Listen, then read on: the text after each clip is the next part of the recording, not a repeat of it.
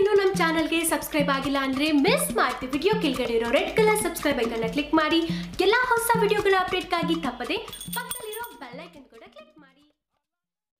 Challenging star Darshan ಈ ಬಾರಿಯ ಲೋಕಸಭಾ ಚುನಾವಣೆಯಲ್ಲಿ ಮಂಡ್ಯ ಪಕ್ಷೇತರ ಅಭ್ಯರ್ಥಿ ಸುಮಲತಾ ಅಂಬರೀಶ್ ಅವರ ಪರ ಭರ್ಜರಿ ಪ್ರಚಾರ ಕಾರ್ಯ ನಡೆಸ್ತಾ ಇದ್ದು ಇದು ಸಹಜವಾಗಿಯೇ ಕೆಲವರ ಕಣ್ಣು ಕೆಂಪಾಗಿಸಿದೆ.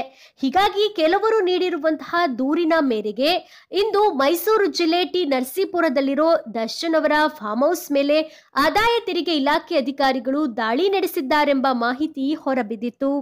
ಆದರೆ ಈ ಕುರಿತು ಸ್ಪಷ್ಟನೆ ನೀಡಿರೋ ದರ್ಶನ್ ಅವರು ಆದಾಯ ತೆರಿಗೆ ಇಲಾಖೆ ಅಧಿಕಾರಿಗಳು ನಮ್ಮ ಫಾರ್ಮ್ ಹೌಸ್ ಮೇಲೆ ದಾಳಿ ನಡೆಸಿಲ್ಲ, ಬದಲಾಗಿ ಚುನಾವಣಾ ಆಯೋಗದ ಅಧಿಕಾರಿಗಳು ಭೇಟಿ ನೀಡಿ ಪರಿಶೀಲನೆ ನೀಡಿದ್ದಾರೆ. ಇಲ್ಲಿ ಚುನಾವಣೆಗೆ ಸಂಬಂಧಪಟ್ಟ ಯಾವುದೇ ಚಟುವಟಿಕೆ ನಡೀತಾ ಇರುವುದು ಕಂಡು ಬರದ ಕಾರಣ ಹಿಂದಿರುಗಿದ್ದಾರೆ ಅಂತ ಇದೇ ವೇಳೆ ಸ್ಪಷ್ಟಪಡಿಸಿದ್ದಾರೆ.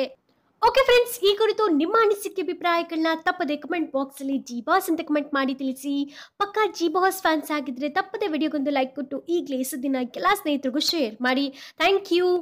ಹಾಯ್ ಫ್ರೆಂಡ್ಸ್, ನಾನು ರಚನಿ. ಒಂದು ಇಂಪಾರ್ಟೆಂಟ್ ಅನೌನ್ಸ್ಮೆಂಟ್, ರಚನಿ ಅಪ್ಡೇಟ್ಸ್ ಅಂತ ಹೊಸ ಚಾನಲ್ ಸ್ಟಾರ್ಟ್ ಮಾಡಿದ್ದೀನಿ. ಇದರಲ್ಲಿ health, beauty, fashion, life style, adventure, education ತುಂಬಾ ವಿಷಯಗಳ ಮೇಲೆ ನಾನು ನಿಮಗೆ ಸ್ಟೋರೀಸ್ ಮಾಡಿ ಅಪ್ಲೋಡ್ ಮಾಡ್ತೀನಿ. ಸೊ ಪ್ಲೀಸ್ ಈ ಚಾನಲ್ಗೂ ಸಬ್ಸ್ಕ್ರೈಬ್ ಆಗಿ ನನಗೆ ಸಪೋರ್ಟ್ ಮಾಡಿ ಅಂತ ರಿಕ್ವೆಸ್ಟ್ ಮಾಡ್ಕೊಳ್ತಾ ಇದ್ದೀನಿ. ಈ ವಿಡಿಯೋ ಅಲ್ಲಿ ನನ್ನ ಫೋಟೋ ಕಾಣಿಸುತ್ತೆ, ಅದನ್ನ ಕ್ಲಿಕ್ ಮಾಡಿದ್ರೆ ನೀವು ಸ್ಟ್ರೇಟ್ ಹೊಸ ಚಾನಲ್ ಕರ್ಕೊಂಡು ಹೋಗುತ್ತೆ. ಆ ಲಿಂಕ್ ಓಪನ್ ಮಾಡಿ ನನ್ನ ಚಾನಲ್ಗೆ ಪ್ಲೀಸ್ ಸಬ್ಸ್ಕ್ರೈಬ್ ಆಗಿ ಸಪೋರ್ಟ್ ಮಾಡಿ. Love you all.